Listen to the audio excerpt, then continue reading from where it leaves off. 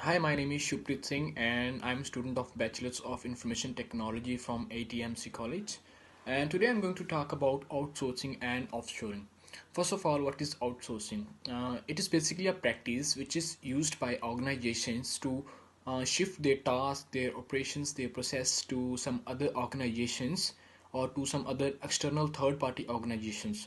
So those third party organizations can work on either off site or on site, which depends upon them. And let's talk about some of the advantages of outsourcing. The first major advantage is cost saving. It is basically a quite a cost saving process. I will just give you an example. Like if we do outsourcing to India, in India we can get quite cheap developers and web designers as compared to Australia. So by shifting our task or by outsourcing our task to India, we can save huge amount of money as compared to Australia. And the second advantage is the organizations can focus on their own businesses.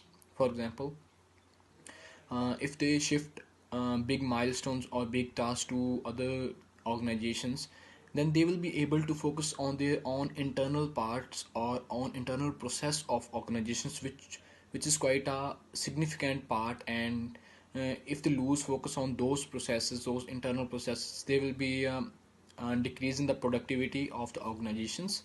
And the third advantage could be the quality of the processes or productivity of the organizations. So by shifting their task outside and focusing on internal processes of their own organizations, they will be improving the quality of their task or of their productivity. And these are now let's talk about the disadvantages of outsourcing. And now let's talk about some of the disadvantages of outsourcing. The first disadvantage is loss of managerial control. The meaning of this is like if we sign a contract to an organizations for a specific process or operations to be performed by external organizations, then we basically lose our control on that process. So we don't have any managerial or any other kind of control on that process, and the whole control will be of the external organization which we hired for that task. And so by losing our control, the we can face some problems in that process. And secondly, there involves some hidden cost in outsourcing as well. So when we sign a contract, we are just aware about the costs which are actually written on the contract, but we are not aware about some other factors or some other costs which actually comes after we sign the contract. I'll give you an example. Like there is some hidden cost when we have to hire a agent or a lawyer for oversee the contract which we are going to sign. This cost is actually not involved in the contract, so this is one of the kind of hidden cost. And after that, there could be some quality concerns as well of the product or of the process. So when we outsource our task or operations, the basic and the first preferences of the third party organization is benefit. So in order to get more and more benefit, they would think about reducing the expenses of that process or a task. So due to reducing the expenses, there could be some significant loss in the quality of the product or the process, and which could be devastating in the end. So these are all three disadvantages of the project process. Fuck man.